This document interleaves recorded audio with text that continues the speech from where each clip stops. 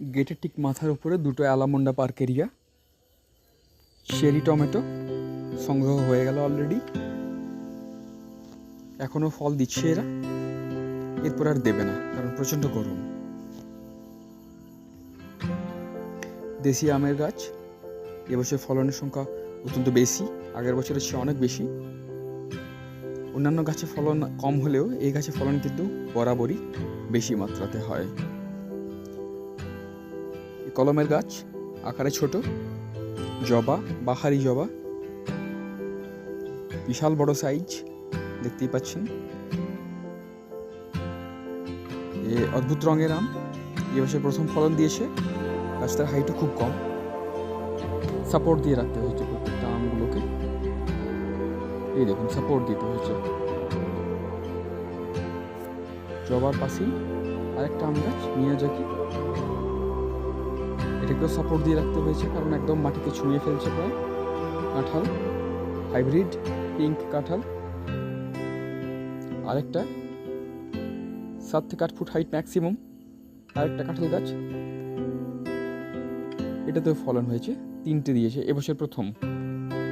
গাছটার বয়স বেশি নয়, মাত্র 2 বছর। সবেদা, এরও হাইট অত্যন্ত কম, হাইব্রিড, প্রায় 30 থেকে 40 খানা আছে, সাইজও খুব ভালো হয়েছে। ঠিক পাশে পেয়ারা L49, তার পাশে একটা ছোট্ট আম গাছ ব্যানানা ম্যাঙ্গো, 7 থেকে 8 ইঞ্চি লম্বা হয়, গাছটার হাইট খুব শর্ট। অ্যারাবিয়ান ডেটস খেজুর, তার পাশে আরেকটা আম গাছ, নাম জানি না, ভুলে গেছি, কিন্তু খুব সুন্দর দেখতে। আর আমের সাইজটাও বেশ বড়, এখনো বড় হবে অলরেডি।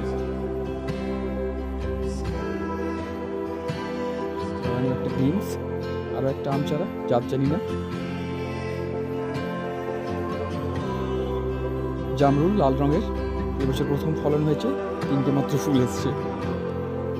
আমার ড্রাসেনাগুলো পরপর রাখা আছে। আমার পোষ্য লিও ঘোরাঘুরি করছে আমার সাথে সাথে। দেশি আমের গাছ আমার মায়ের লাগানো, নাম জানি না, পাতাবাহার একটা। হাঁসনুহানা, খুব সুন্দর গন্ধ। আরেকখানা হাইব্রিড কলমের আম চারা, 4টে হয়েছে এবছর। অ্যালামন্ডা পার্কেরিয়া, সন্ধে হব হব,